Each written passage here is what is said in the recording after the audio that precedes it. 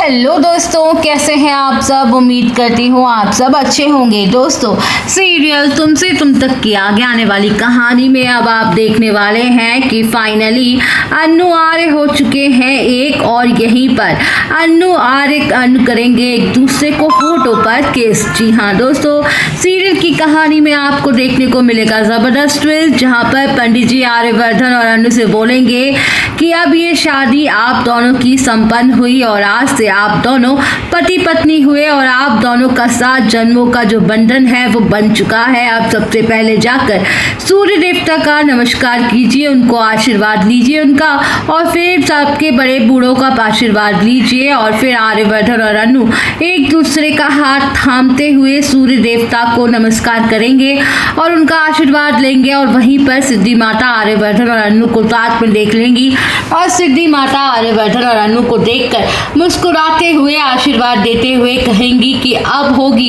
इनकी कहानी की शुरुआत। और अब कहानी का अंत ये बिल्कुल भी नहीं है, कहानी की शुरुआत है और पहला अध्याय तो अभी पूरा हो चुका है। और इसी के साथ अन्नू की होगी जिंदगी की नई शुरुआत और अन्नू के सामने आएंगी आर्य की अतीत के सारे राज खुलेंगे और यहाँ पर उसको ये भी पता चलेगा कि उसकी असलियत क्या है। और धीरे धीरे करके सारे अध्याय सबके सामने आने लगेंगे और फिर सिद्धि माता वहाँ से चली जाएंगी। और जब अन्नू आर्यवर्धन के साथ सबके बीच जाने लगेगी कि तभी आर्यवर्धन अन्नू का हाथ पकड़कर उसे रोकेगा और अन्नू के साथ थोड़ी मस्ती करने लगेगा। और आर्यवर्धन पहले अन्नू के गाल पर किस करेगा और उसके सर पर किस करेगा तो अन्नू काफी ज्यादा चौंक जाएगी और आर्यवर्धन से बोलेगी कि सर आप ये क्या कर रहे हैं, कोई हमें देख लेगा, आप तो कहीं भी शुरू हो जाते हो, कम से कम टाइम और जगह तो देख लीजिए कि हम यहाँ पर हैं और कहाँ पर हैं और कितना टाइम हुआ है। और आर्यवर्धन अन्नू को अपनी बाहों में